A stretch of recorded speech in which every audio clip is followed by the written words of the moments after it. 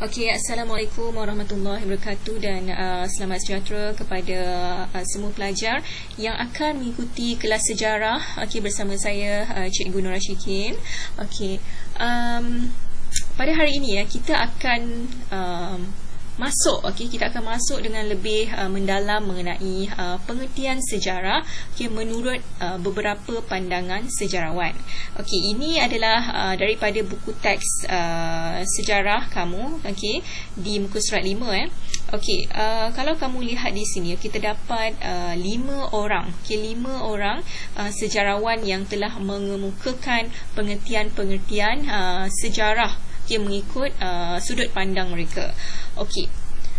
Seperti mana yang kita telah belajar, saya buka slide saya dahulu. Seperti mana yang kita telah belajar pada kelas sebelum ini mengenai pengertian sejarah. Pengertian sejarah ni kalau anda ingat apa dia? Ia adalah peristiwa yang benar-benar berlaku pada waktu lalu, pada masa lalu. Ia adalah peristiwa yang benar-benar berlaku. The true story. The true story behind the past. In the past. Jadi cerita yang direka-reka, cerita yang tipu-tipu, cerita yang bohong-bohong itu bukan sejarah. Sejarah ni berkaitan dengan the true story. The true story. Untuk hari ini kita akan lihat terus kepada pengertian sejarah melalui pandangan sejarawan seperti Herodotus, IHK, Ibn Khaldun, Hu Kai-Kim dan juga Muhammad Yusuf Ibrahim. Kita akan pergi satu persatu dulu. Pertama sekali kita akan lihat dari Herodotus. Dari Herodotus menyatakan sejarah itu apa? Herodotus menyatakan sejarah itu tindakan manusia yang penting. Ataupun dalam bahasa Inggerisnya human actions that is important. Dan juga mengagumkan. And impressive. Serta sebab berlakunya sesuatu peristiwa as well as the cause of an event. Maksudnya di sini kalau pelajar Cina yang tak faham, dia boleh rujuk. Kamu semua boleh rujuk tulisan Cina yang di bahagian bawah ni. Ini adalah pengertian sejarah melalui Herodotus. Tindakan manusia yang penting dan mengagumkan. Maksud tindakan manusia yang penting tu adalah tindakan-tindakan dia ataupun perbuatan-perbuatan dia yang sangat memberi impact, sangat memberi kesan kepada orang lain. Contohnya kalau kita boleh ambil dalam satu peperangan, biasanya ada yang terlibat adalah kebiasaannya yang terlibat adalah pahlawan-pahlawan ataupun yang terdiri daripada askar-askar dalam satu peperangan ke, pahlawan ke. Jadi apabila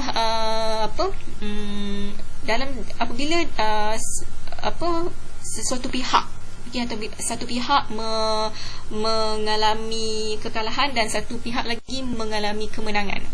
Kita akan lihat pihak yang menang. Pihak yang menang tu, jadi kita akan nampak pihak yang menang tu adalah satu perkara yang mengagumkan lah, satu perkara yang mengagumkan kita, dan kita akan lihat ianya sebagai satu kejayaan besar bagi pihak yang menang. Jadi itu adalah satu tindakan ataupun satu bentuk perbuatan manusia yang penting. Dan juga boleh memberikan inspirasi kepada orang lain. Boleh memberikan perasaan kagum kepada orang lain. Sebab itu dalam bahasa Inggerisnya kalau kita tengok kat sini, human action that is important and impressive. Impressive apa? Impressive who? Impressive other people. As well as the cause of an event, serta sebab berlakunya sesuatu peristiwa. Ini adalah melalui pengertian sejarah melalui Herodotus. Kemudian kita lihat yang kedua melalui IHK. IHK menyatakan bahawa sejarah adalah suatu proses interaksi yang berterusan antara ahli sejarah dengan fakta-faktanya dan dialog yang tidak berkesudahan antara masa kini dan juga masa lampau. Dalam bahasa Inggeris, a continuous interactions between historians with endless facts and dialogues between the present and the past. Okay, maksudnya IHK ni menyatakan bahawa sejarah ni adalah sesuatu perkara yang tak pernah berhenti.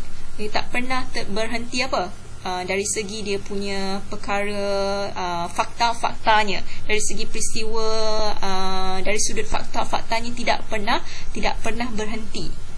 Sejarah ni akan sentiasa berterusan. Di mana manusia tu hidup, selagi manusia tu ada, selagi itulah adanya sejarah. Sebab itu sejarah biasanya berkaitan dengan manusia, berkaitan dengan peristiwa-peristiwa yang berlaku dalam kalangan manusia, dalam kalangan masyarakat. Jadi ini yang dikatakan sebagai interaksi yang berterusan antara ahli sejarah dengan fakta-faktanya. Fakta-fakta tu maksudnya perkara-perkara yang benar-benar berlaku, yang penting, dan dialog yang tidak berkesudahan antara masa kini dan juga masa lampau. Maksudnya daripada dahulu sehingga kini ada dia punya peristiwa-peristiwanya. Seperti dalam kehidupan awak juga, dalam kehidupan anda semua juga ada sejarah-sejarah yang telah berlaku pada masa lampau ataupun pada masa sekarang. Mungkin yang telah berlaku semalam ataupun yang telah berlaku sebentar tadi. Jadi ia juga boleh dikategorikan sebagai sejarah jika ianya penting untuk kamu ataupun orang lain. Ini dalam bahasa Cinanya. Saya tak pandai nak baca dalam bahasa Cina, jadi pelajar Cina mungkin boleh fahamlah dari translation yang saya telah buat ni. Seterusnya melalui Ibn Khaldun. Ibn Khaldun menyatakan sejarah ni perkara tentang masyarakat. Things about society. Kemudian sejarah merupakan peradaban dunia dan perubahan-perubahan yang berlaku dalam masyarakat. World civilizations and the change that happen in society. Maksudnya Ibn Khaldun ni dia terus menyatakan bahawa sejarah tu sebenarnya tentang masyarakat sendiri, tentang manusia tu sendiri. Apa yang berlaku pada manusia daripada awal sehingga akhir.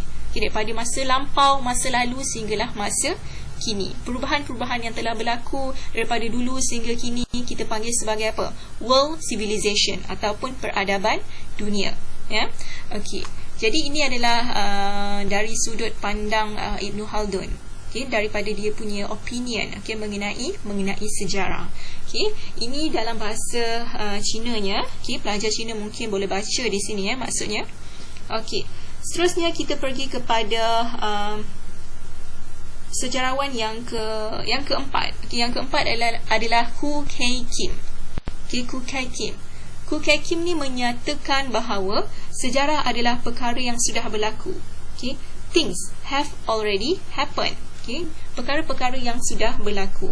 Sejarah mendorong kita untuk kita memahami apa yang berlaku pada masa kini, di samping menjamin kesilapan yang sama tidak berulang. History encourage us to understand what is happening today, ensuring the same mistakes do not recur.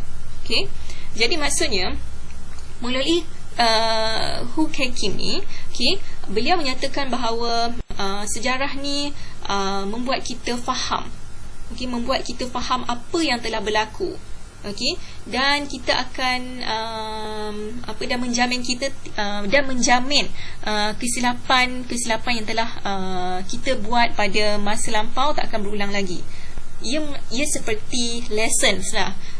Lesson ataupun kita panggil sebagai pengajaran dalam kehidupan kita. Sejarah ni merupakan pengajaran menurut Khoo Kay Kim ni. Contohnya kalau kamu pernah mengalami kegagalan dalam peperiksaan ataupun dalam apa-apa saja apa yang kamu lakukan pada masa lampau, ia mungkin boleh menjadi sejarah dalam kehidupan kamu.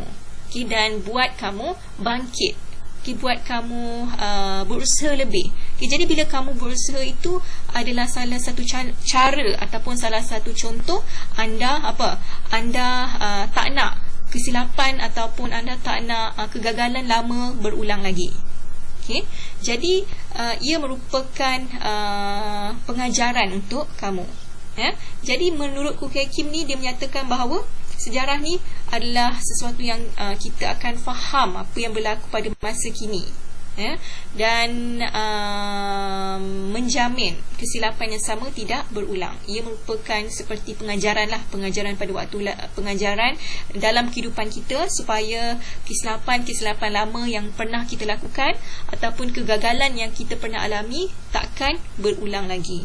Okey, ini adalah dalam bahasa Cina-nya. Okey, kemudian kita lihat sejarawan yang kelima. Yang terakhir adalah melalui Muhammad Yusuf Ibrahim. Okey, Muhammad Yusuf Ibrahim ni menyatakan bahawa sejarah ialah masa lalu.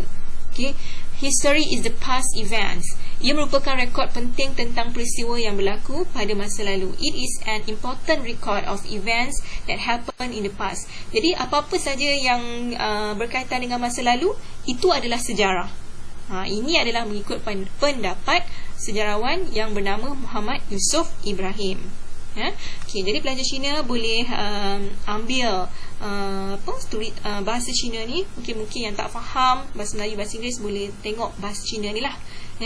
Jadi ini adalah berkaitan dengan 5 pendapat sejarawan, para sejarawan tentang pengertian sejarah. Jadi apa yang saya boldkan ni, daripada awal sampai akhir ni, melalui Herodotus, IHK, kemudian Ibn Khaldun, Kuk Hakim dan Muhammad Yusuf Ibrahim ni, ini semua adalah isi-isi penting, isi-isi penting mengenai pengertian sejarah. Okey, jadi setakat itu saja, setakat ini saja untuk pembelajaran hari ini, iaitu mengenai pengertian sejarah melalui pandangan, sudut pandang 5 sejarawan yang terkenal lah. Saya harap kamu faham, dan selamat menjawab latihan yang telah saya berikan, Assalamualaikum dan selamat sejahtera.